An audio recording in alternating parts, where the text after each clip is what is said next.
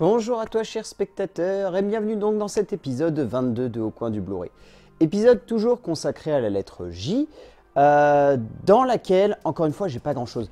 J'ai un très bon truc que m'a offert quelqu'un de très cher, qui est un gros coffret avec une collection de plein de films de Jackie Chan, que j'adore, que je trouve trop fun, mais en même temps Jackie Chan, moi c'est un des acteurs chinois et asiatiques que je préfère, qui a vraiment une dynamique un peu particulière avec le décor, mais ça, je pense qu'on aura un jour l'occasion d'en parler. Mais donc du coup, j'ai eu une grosse hésitation sur le film que j'allais vous évoquer aujourd'hui, mais j'ai trouvé l'occasion de pouvoir reparler d'un long métrage d'épouvante que j'apprécie beaucoup, parce que j'avais déjà eu l'occasion d'en parler lorsque le remake était sorti il y a maintenant 2-3 ans, un truc comme ça.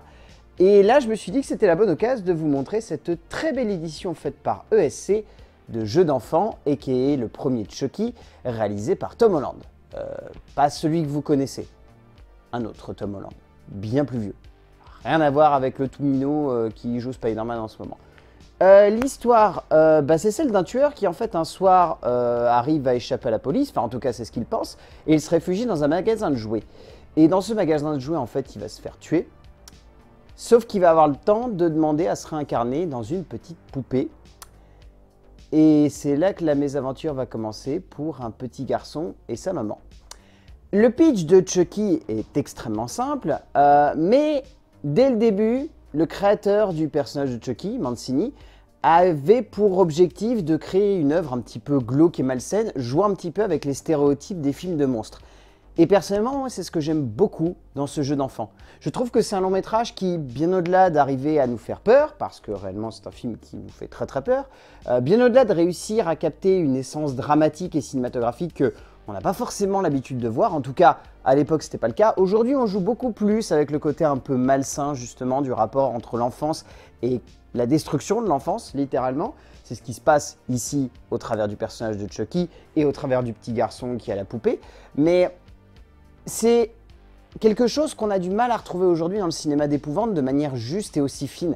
Parce qu'il y avait ce côté un peu satirique qui habitait le long métrage de Tom Holland, clairement. Mais au-delà de cet aspect satirique, ce qui marquait et ce qui imprimait, c'était ce ton assez décalé qui oscillait entre la comédie noire et le film d'épouvante vraiment à l'ancienne, vraiment dark et glauque. Et personnellement, moi, c'est ce que j'aime beaucoup dans ce jeu d'enfant. Je le trouve tellement généreux, tellement intelligent, tellement trouble finalement dans sa manière de vouloir jouer avec nous, qu'on ne peut que être passionné par tout ce qui se passe à l'écran. Et au-delà de ça, la mise en scène, même si elle est très sobre et fait vraiment très années 80, elle a quand même une vraie énergie qui se dégage. Et puis, pour ceux qui connaissent la saga de Chucky, ça n'était que les prémices.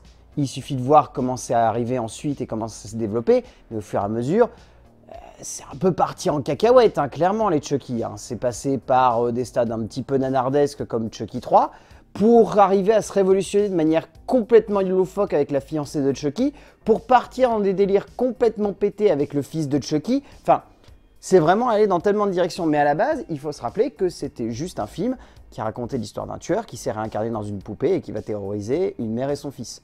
Et cette idée, elle est toute simple, mais elle fonctionne du feu de Dieu et elle arrive à emporter le long métrage dans des espèces de retranchements où vraiment, on est tétanisé par ce qui se passe à l'écran. Moi, c'est ce que j'aime vraiment dans ce Chucky.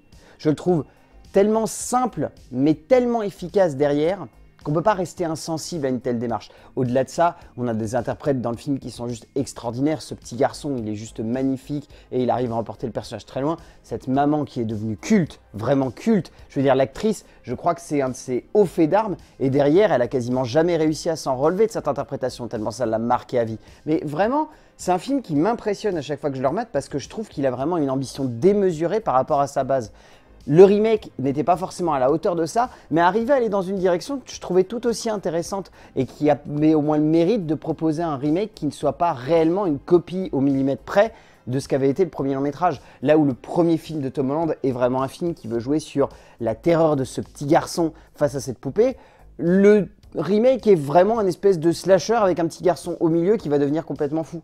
Il est important de dire que cette galette de Blu-ray a quand même pas mal de bonus dessus. Cette belle édition de SC a le mérite de nous proposer des petits trucs revenant sur la création de la poupée, un immense entretien avec Tom Holland, dont une introduction qu'il fait en début de film qui est très intéressante et qui permet d'avoir un joli petit background, qui accessoirement en plus brosse dans le sens du poil les fans français de Chucky qui ont quand même beaucoup joué pour avoir cette réédition.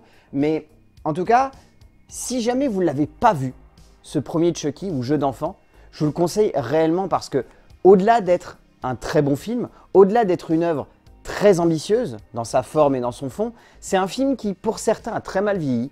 Pour moi personnellement garde quand même une essence horrifique et terrifiante qui fonctionne du feu de Dieu de bout en bout de métrage. Et c'est pour ça que j'ai vraiment envie de vous conseiller, si vous ne l'avez jamais vu, de voir Jeu d'enfant de Tom Holland ou le premier Chucky. C'est vraiment un très bon film et en plus, vous l'avez vu, cette petite galette de Blu-ray, elle est quand même bien garnie de bonus. Donc ça vaut largement le coup de vous la procurer. Donc allez-y, les yeux fermés. Ainsi s'achève cet épisode 22 d'Au Coin du Blu-ray. Encore une fois, j'espère qu'il vous a plu. N'hésitez pas à me mettre dans les commentaires ce que vous pensez, soit de la saga de Chucky au complet, soit juste de ce volet, ça m'intéresserait. Et d'ici là, je vais vous dire ce que je vous dis à chaque fois à la fin de cette émission. Et aujourd'hui, ça a du sens. Il y a bien plus de secrets qui se cachent dans une gâchette de Blu-ray.